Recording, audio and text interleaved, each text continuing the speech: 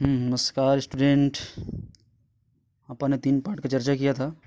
PLC का, PLC introductions, PLC क्या चीज़ है और हिस्टोरी ऑफ पीएलसी और उसके जो उसमें उसका लक्षण होता है, उसका लिमिटेशन। आशा करता हूँ कि आप लोग को ये वीडियो ठीक लगा होगा। इसके बाद अपन चलते हैं नेक्स्ट पॉइंट जो है आपका संरचना। ठीक है, स्ट्रक्चर ऑफ पीएलसी। इसमें देखना है आपके स्ट्रक्चर पीएलसी में। ठीक है, इसमें सिर्फ आपका सिंबल है और आपका एक ब्लॉक डायग्राम दिया गया है। ठीक है, इसको आप लोग को समझने के लिए जो यूट्यूब में जो आपको भेजा था, ठीक है, उसमें आपको अच्छा समझ आएगा। ठीक है, इसमें आपको देखना है कि जो पीएलसी जो है इसका वर्किंग प्रोसेस क्या है, किस सिद्धांत पे काम करते हैं पीएलसी। ठीक है, मैं बताया था पीएलसी में आपका कंप्यूटर सिस्टम है, सॉफ्टवेयर आधारित एक संरचना है, प्रोग्रामेबल यूनिट है।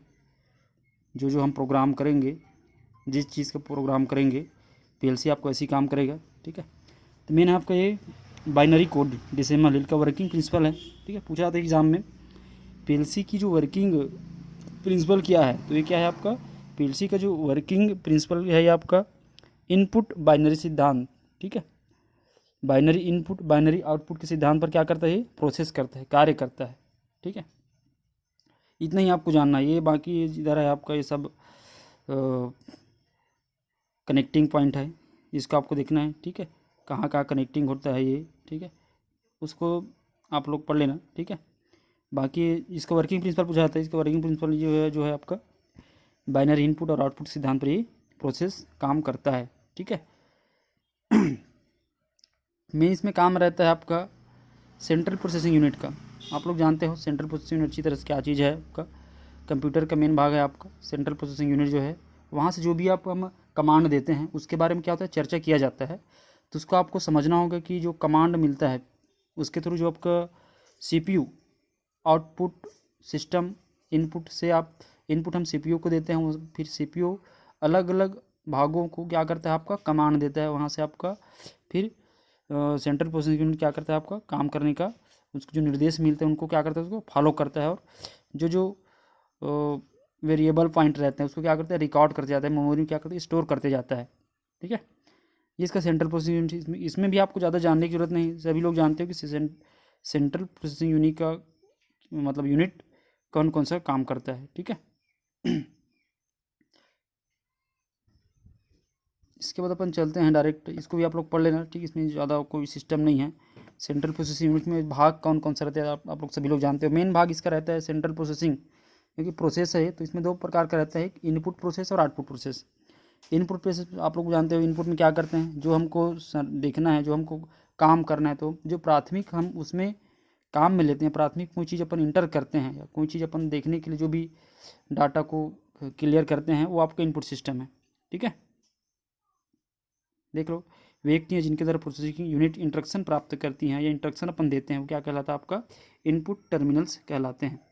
ठीक है, इनमें अपन देखते हैं इनपुट टर्मिनल्स कौन कौन सा होता है। सभी लोग जानते हैं, इनपुट टर्मिनल्स बताने की जरूरत नहीं है, फिर भी इसमें देख लो, इसका पार्ट नाम दिया गया है सेंसर है। पहला नंबर जो है आपका ये कौन सा है, आपका ये जो है आपका ये सेंसर पॉइंट है। ठीक है, ये जो है आपका सेंसर दिया गया है। सेंसर को उपयोग लोग जानते हैं आप लोग।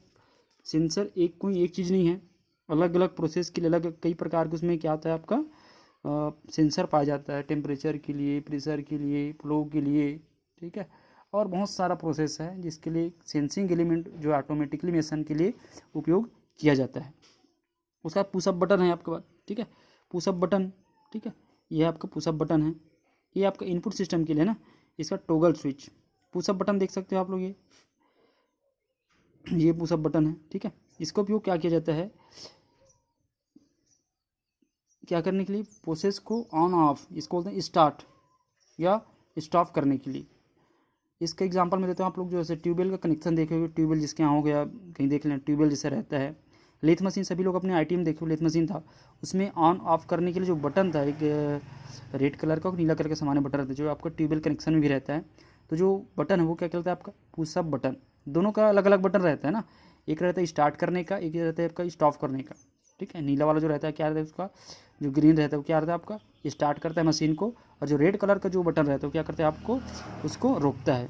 ठीक है। तो ये संकेत यूनिट है आपका पुशअप बटन। पीएलसी प्रोसेस को क्या करता है, वो ऑन या ऑफ करने का काम करता है, ठीक है। टॉगल स्विच है, ठीक है। टॉगल स्विच भी क्या करता है आपका, ये भी एक वोल्टेज संबंधी रहता है टॉगल स्विच, जो उसमें आने वाली वोल्टेज को नियत क्या करता है, बनाए रखता है। जैसे वोल्टेज हाई हो रहा है उसको कंट्रोल करता है, या कम वोल्टेज उसको नियत प्रोसेस में बनाए रखता है, ठीक है। सिग्नल के संबंधित है, ये क्या करता है, उसको ऑन ऑफ करने का काम करता है। उसके बाद आपका आउटपुट यूनिट है। आउटपुट यूनिट आप बोलते हो इसमें कौन कौन से टर्मिनल देखते हैं अपन, टर्मिनल पॉइंट क्या क्या रहता है। आउटपुट आप लोग जानते हो प्रोसेस क्या क्या करता है, ठीक है। इंडिकेटर लैंप जो आपको गाड़ियों में लगा रहता है, जिससे अपन संकेत मिलता है, ठीक है। ये इंडिकेटर लैंप है। इंडिकेटर लैंप बहुत सारा प्रकार का होता है, अग्निशामक में इंडिकेटर, फ्लो के लिए इंडिकेटर, से टंकी में आपका पानी गिर गया तो टंकी से भरने के बाद जो आपको अलार्म देता है, वो भी क्या है, आपका इंडिकेटर पॉइंट है। उसके बाद आपका मोटर स्टार्टर, ये क्या रहता है आपका मोटर स्टार्टर, एक स्टेट अवस्था में रहता है, जिसको ऑन ऑफ करने के लिए हर देखने, जैसे अपन ट्यूबलाइट में भी देखे हो तो स्टार्टर लगा रहता है। पंखे में जो इसमें जो कैपेसिटी स्टार्टर का काम करता है, तो क्या करता है वो, कोई मशीन को ऑन ऑफ में गति प्रदान, जल्दी स्टार्ट हो, इसके लिए स्टार्टर लगाए। गाड़ियों में देखे आप लोग, बाइक में रहते हैं स्टार्टर, ठीक है। उसका था वाल्व।